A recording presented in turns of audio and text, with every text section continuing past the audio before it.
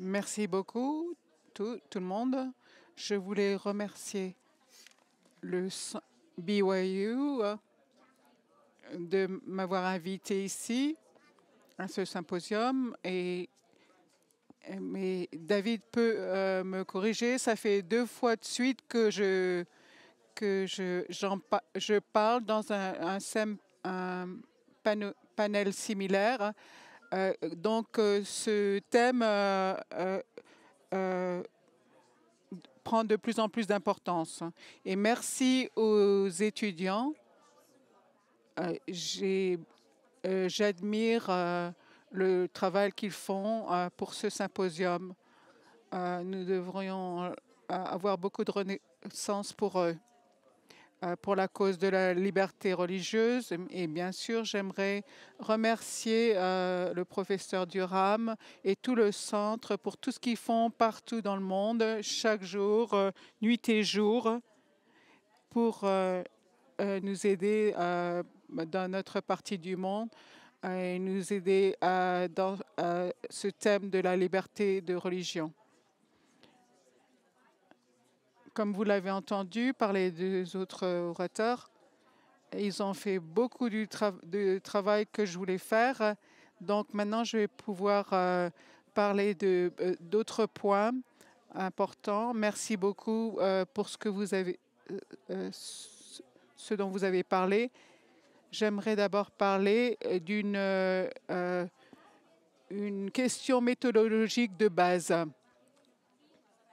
Je voudrais faire une distinction entre la religion et la politique étrangère et la liberté religieuse et les affaires internationales. Je suis le seul juriste dans ce panel. Donc, la religion et la politique étrangère, c'est lorsque des groupes religieux ont une part active dans les affaires étrangères, dans plusieurs questions, par exemple l'aide au développement ou les choses que les groupes religieux font à l'étranger. Donc, ça fait aussi partie de la politique étrangère, mais je voudrais me concentrer sur les études internationales parce qu'il y a un plus grand intérêt sur la liberté religieuse et les acteurs de cette liberté religieuse à l'étranger.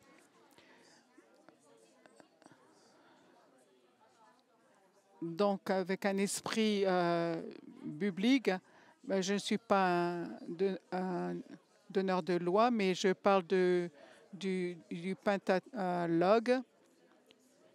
Donc, qu'est-ce que je peux anticiper de ce que vous pouvez retenir de ce que je voulais vous dire? Il y a 5 points d'une publication que j'ai faite il n'y a pas très longtemps concernant les points de ce symposium.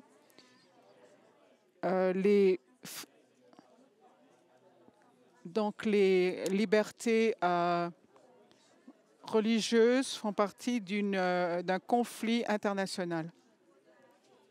Donc, elles travaillent jointement avec le 3e point.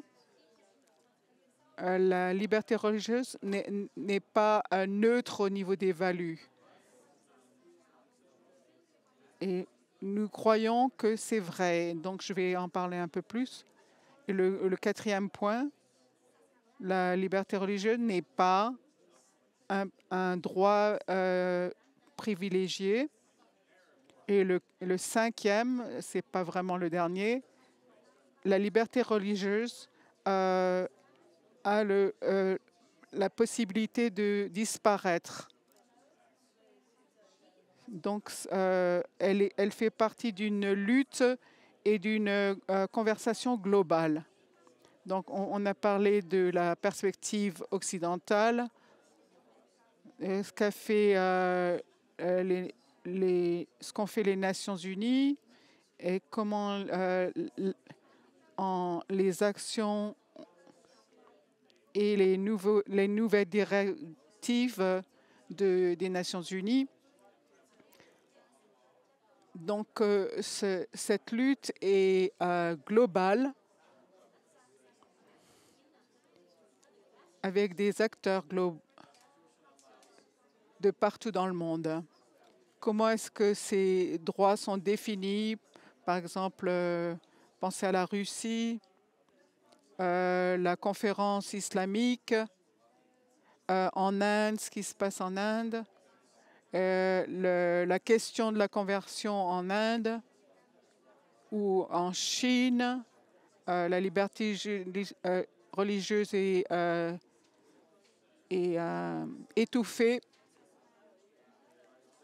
Donc, mon deuxième point,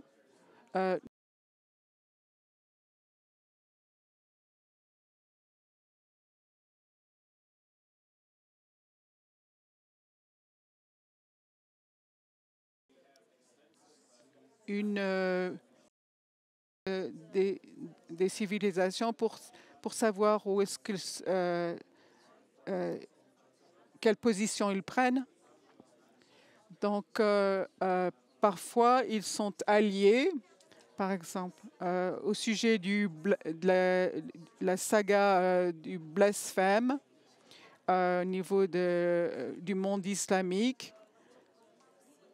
et donc au niveau des Nations Unies et des États-Unis et de l'Union européenne, il y a une lutte pour ne pas approuver la résolution sur le blasphème parce qu'elle serait contraire à la notion de liberté religieuse qui appartient aux individus et non aux idées. Donc, beaucoup de pays feraient objection. Donc, au niveau des Nations Unies, il y a des coalitions de différents États sur certaines questions et donc qui façonnent la définition des droits. Donc, comme mes collègues l'ont dit sur ce podium, en parlant des États-Unis et de l'Union européenne,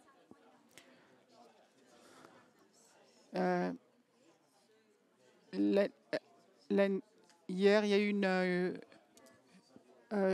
une coalition entre les États-Unis, un partenariat transatlantique pour la promotion des croyants, du respect des croyances et de la liberté religieuse. Donc, il y a une approche interne, mais il y a aussi un travail au niveau global. Et il faut bien sûr éclaircir certaines notions dans les documents et définir la liberté religieuse dans les documents officiels. On voit la notion de liberté religieuse, de conscience, de croyance. Parfois, ça peut être très, très plein de nuances qu'il faut pouvoir comprendre. Donc, ce que l'Europe et les États-Unis devraient aussi faire, s'ils veulent promouvoir des lois sur la liberté religieuse, ils devraient montrer qu'ils ont dépassé le colonialisme, les idées du colonialisme. Et ça me permet de passer à mon point 3. Les États-Unis et l'Europe ont une notion bien particulière de ces concepts. Mais ce qui est très important, le droit de liberté religieuse et de croyance ne vient pas de nulle part. Nous ne devions pas oublier qu'avant la Déclaration des droits de l'homme, il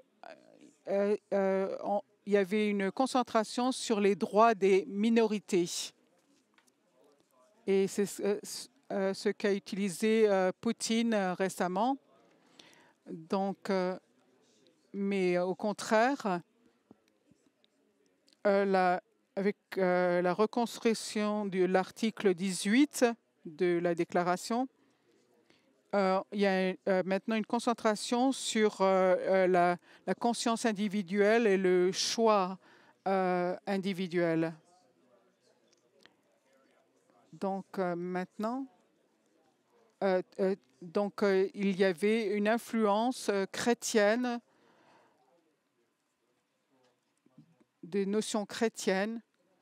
Donc le droit de changer de religion se réfère à des activités missionnaires du passé. Donc, dans l'article 18, où vous pouvez changer votre religion, est toujours encore contesté dans de nombreuses parties du monde. Est-ce qu'on devrait oublier ce droit parce que d'autres personnes, d'autres pays n'y croient pas? Mais d'une façon, d'un point de vue global, donc on doit pouvoir défendre ce droit de changer de religion et d'aller dans un autre groupe religieux. Il y a eu beaucoup de critiques qui ont été faites dans la première présentation par le professeur Little. Quand la liberté de religion internationale, il s'agit de cette liberté.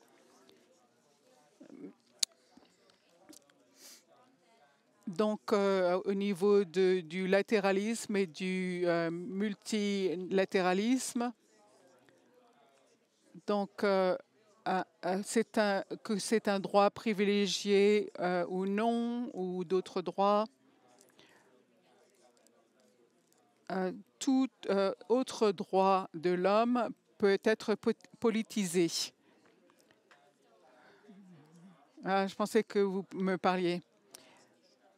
Il y a aussi une question de l'unilatéralisme et le multilatéralisme.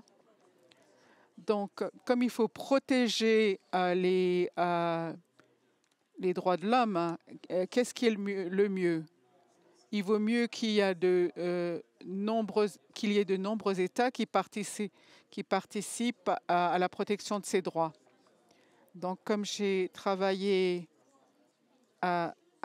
au fait que ça devienne un concept universel, mais vous voyez que ce droit n'est pas aussi privilégié et protégé que beaucoup d'autres droits. Il n'a pas le même niveau de priorité que d'autres droits. Donc, pour conclure, mais sinon David va m'arrêter, la liberté religieuse risque de disparaître. Et je ne vais pas parler de expliquer tout ça, mais il y a, par exemple, la quantité de ressources que l'on attribue à ce droit. Et ensuite, il y a une question de la société post-chrétienne. Donc, il y a un blocage cognitif.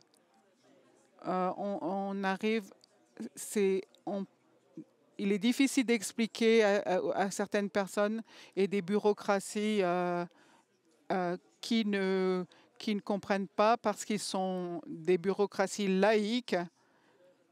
Par exemple, à Bruxelles, la plupart sont laïcs et ne comprennent pas pourquoi la liberté religieuse est importante. Bon, donc il y a aussi la relation du droit religieux avec d'autres droits. Donc parfois il y a des conflits entre ces droits. Et pour terminer, il y a une incohérence des supporters soi-disant supporters de ces droits. Vous pouvez revendiquer être un supporter de ces droits de religion, mais à chaque fois que vous avez l'occasion, vous mettez plus d'importance sur d'autres droits et d'autres questions. Par exemple, dans le Golfe,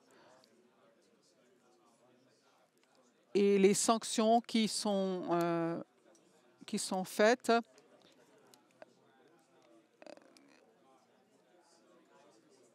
Donc, les supporters de ces droits prétendent et mettent plus de valeur sur d'autres droits. Donc, nous sommes tous impliqués dans une conversation très complexe et nous devrions avoir pour objectif d'élargir nos vues. Mais par exemple, une des questions les importantes est de ne pas devoir être emprisonné pour avoir changé sa position et ses croyances. Merci beaucoup.